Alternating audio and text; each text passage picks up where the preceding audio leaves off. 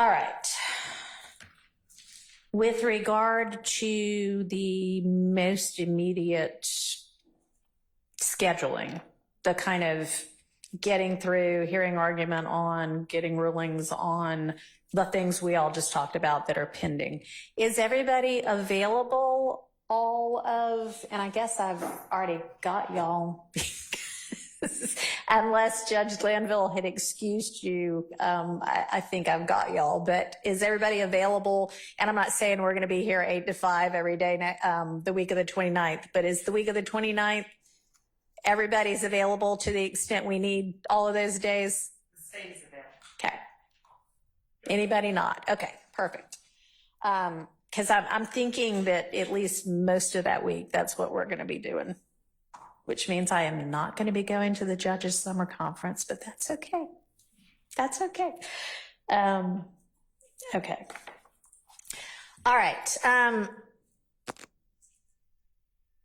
With regard to kind of further in the future, just when we're going to be having trial, I think it's maybe been like 4.5 days a week or something. I don't know. I guess it doesn't matter what it has been. Here's what I'm thinking. I am thinking that when we are in trial, we start at 8:45 and go to about 6, at least until the time changes and it gets dark early. And I'll have to obviously make sure that all the jurors can do that.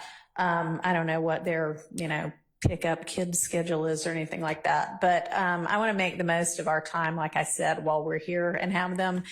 So that's kind of going to be my plan going forward. And it may be that we want to go all 5 days. It may be that we want to, break at lunchtime on Fridays. And if we have other business to do, we stay for the afternoon.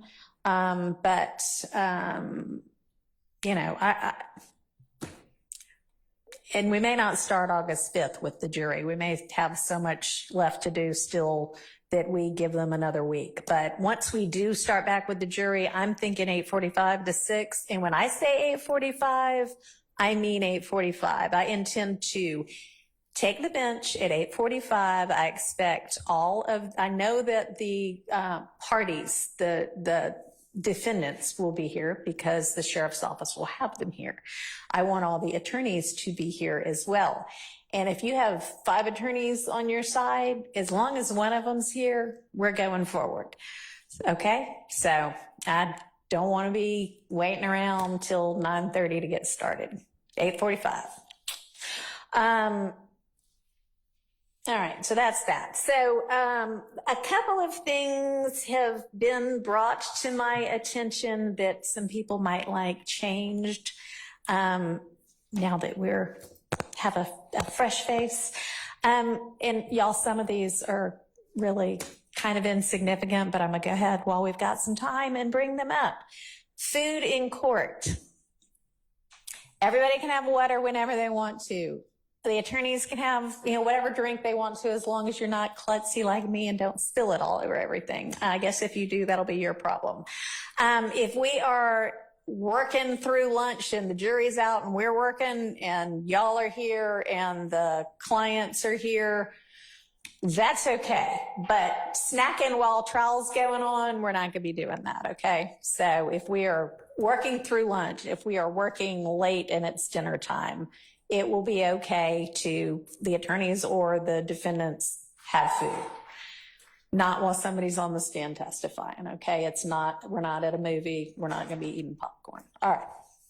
Hopefully that'll be all I have to say about that.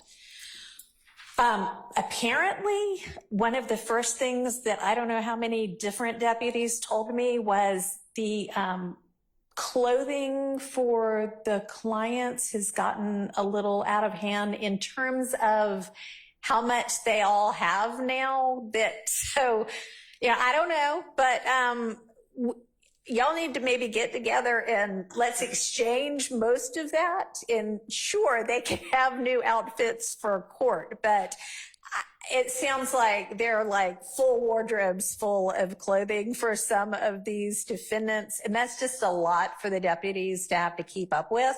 So how about if y'all check in and maybe through Miss Rosser, y'all all know Miss Rosser, I think. She's not even here today. Yes, she is over there. Miss Rosser, my fabulous litigation manager.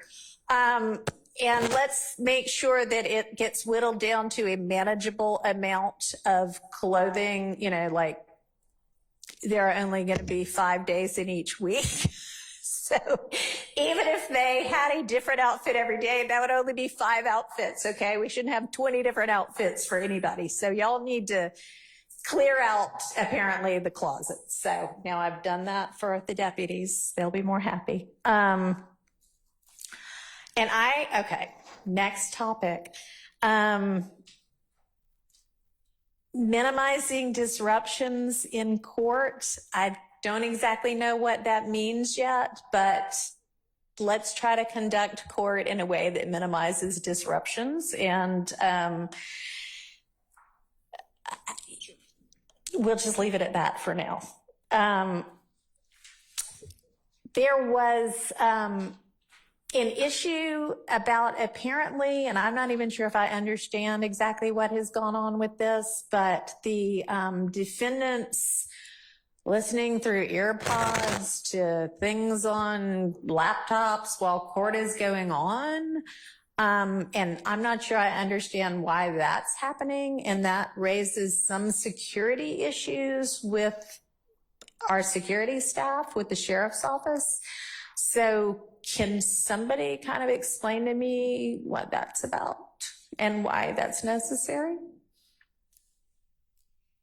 And if nobody wants to, then we'll just do away with it.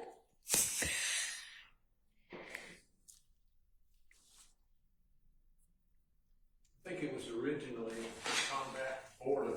All right. Well, we won't be bored from here on out. So then if that's the only reason for it, I want to be moving forward efficiently and expeditiously. So let's just plan to not have that happen anymore. And if there arises some new reason for it, then we can address it again anew. Okay?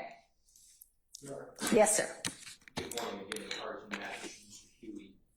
There are times where the defendant might need to listen to evidence, interviews, things of that nature, and I've made that available for my clients to listen to some of the interviews from witnesses, testimony, prior interviews, things of that nature.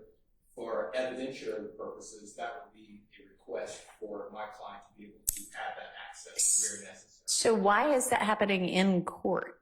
That seems like something that should happen after hours between the two of you. I certainly understand that. Just maximizing the time that I have with my clients since I don't have availability with him outside of court every day. So he's here, we're here. So a lot of times I'll give him an opportunity to review evidence and things of that nature. All right. That would be the only reason I would ask. I'm going to ask that you try to get that done outside of courtroom time. And if there is some sort of an emergency, unexpected reason why something can't have been reviewed before, then you can bring that to my attention. But okay. All right.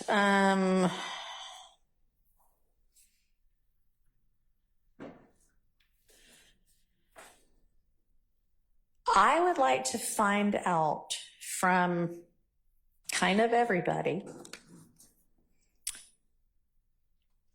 how many witnesses there are to go and what you expect those witnesses to say. And one reason I say that is because Judge Glanville had entered an order, which I may not have brought downstairs with me, but y'all, when I describe it, will probably be familiar with it, that essentially said everybody, not really, but several parties have asked for mistrials, I think, because things are moving so slowly. And he entered an order that seemed to say, it appears that the state has 200 and something witnesses. We're on 50 something now. Everybody's causing disruptions, or not causing, but there have been a lot of disruptions because a witness is on the stand and all of a sudden one party or the other comes up with some video that nobody's ever seen before. And that's the reason for all of this disruption. But at the same time, you know, maybe some of this can be whittled down. And that is a wild paraphrase of that order, but I think y'all know what I'm talking about. What I want to know is, where are we really? I mean, I know, you know, witness lists look one way before the trial, and who you end up calling oftentimes ends up being something different. I know this is a multi-count indictment. I know that there are a lot of defendants involved in several different incidents.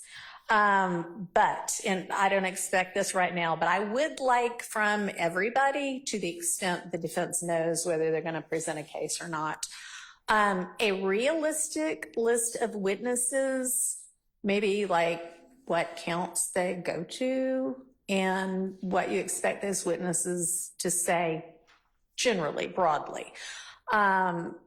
Because this case has been going on for a really long time. And there is a rule that lets me exclude cumulative evidence. And I might end up using that. So how about y'all give me a heads up on all of that, okay? And if that is something that y'all could have to me by next Friday for everybody, that would be great. Let's see, what's next on my list? With regard to kind of just general scheduling, other than the week of the 29th, and then I was told,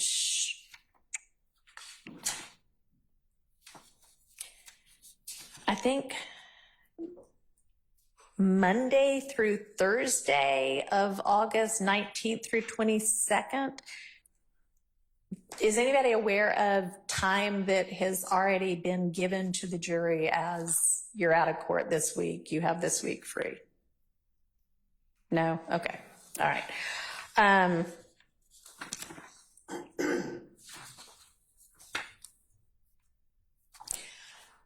Does any attorney right now know of a date that nobody from your team can be here? And I wouldn't expect that to be the case because y'all are in trial, but no, I mean, anybody getting married? Okay.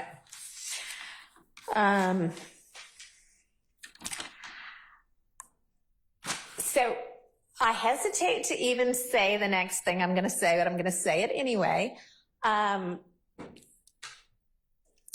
The little bit I have seen about this case, it definitely has appeared that there have been times that tempers have flared a whole lot and that people have been maybe less than professional.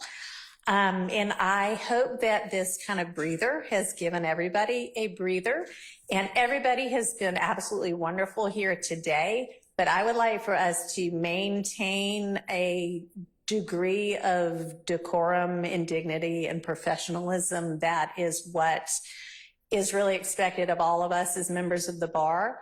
I don't want to have to say anything beyond that, okay? But if it gets to a point where I think that is not being carried out appropriately, we're going to all have to talk, okay?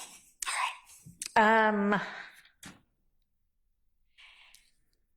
right, what else do y'all think that I need to be thinking about, or do we need to be talking about, or at least raising to talk about later? And anything from the state? Your Honor, I believe that the court has sufficiently addressed everything that we had anticipated we needed to address with the court. Okay. All right. Mr. Weinstein? No, Your Honor. Okay. Mr. Shart, anything? There have been, this case, as you know, is enormous, and the discovery is enormous. There are certain, with Judge Glanville, we have some general rulings about some matters, but not particulars. Okay. I'm trying to give a heads up. This is an example, but I don't think this is a situation. I have filed a motion regarding, it was a wiretap in this case. Okay. And the judge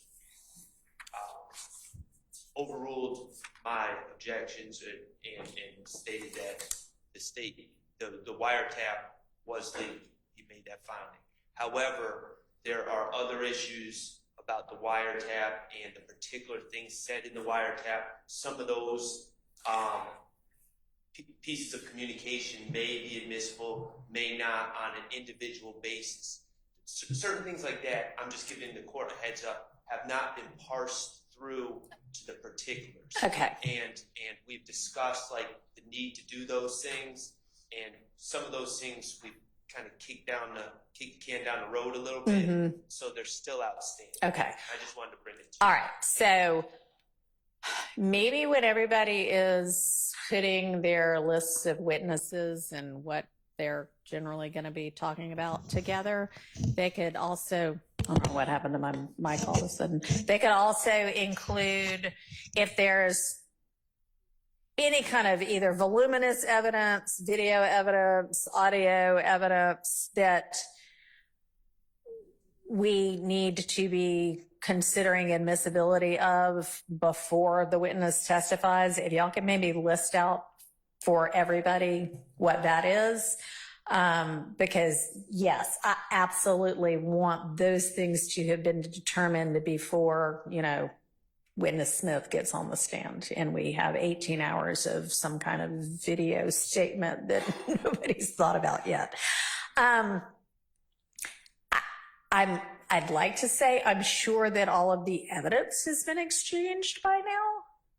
Would I be correct in saying that? There's reports that we're still missing. The state has said that they don't have those reports. Officers have testified that they wrote the reports. Okay. And we're still missing. All right. That's been a recurring theme. All right. If everybody wants to detail anything that they think is missing, and I'll hear from the state on whether it is either missing, about to show up, or does not exist, that'll be something we can take up substantively. Just so we start out all on the same page. That'll be something maybe y'all can do next week, and we'll take up the week after that as well. Okay, because if we need like 5 days of motions in limine, we need to do that. Okay. Judge, I just wanted to make clear that the state has complied with its discovery obligations, and we have turned over all of the discovery that exists in this case. And as the court is aware, discovery is that which we have so we have turned that over, and we've actually gotten and requested, we've sought from outside our office any other materials that existed in the universe. We will do as the court has instructed and provide to the court a list of matters we believe have been unaddressed still as they pertain to our requests for reciprocal discovery. Okay.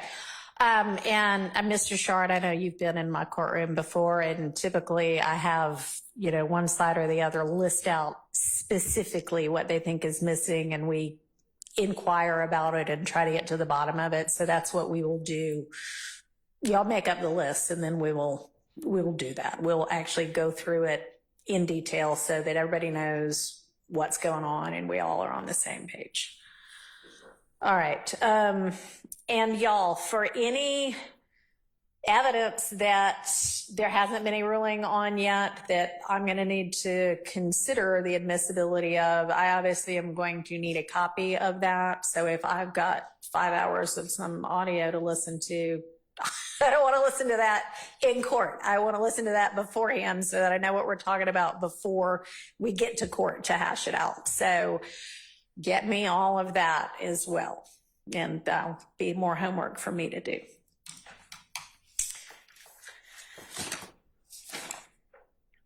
Okay. All right. Then, so let's go through anything, either Mr. Williams or Ms. Sabashi for your client. Okay. Mr. Harvey, Mr. Steele. No, not okay. this time, Your Honor. All right. Okay. The next thing I want to raise, and I have no idea what has happened before now, but I would like to encourage everybody, while we are kind of in this pause, to talk to each other about whether there are any plea negotiations that might be fruitful, whether there is any room for movement by anybody on anything, any plea. I mean, I'm willing to entertain any kind of plea at any time.